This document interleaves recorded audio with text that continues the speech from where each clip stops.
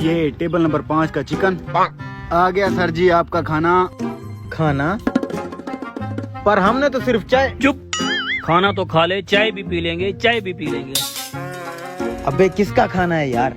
अबे जिसका भी है, खाने वाली बात करो, हमें क्या इससे। अबे यार फंस जाएंगे मौलवी, सिर्फ 50 रुपए पड़े हैं जेब में। यार कुछ भी नहीं होता, खाओ।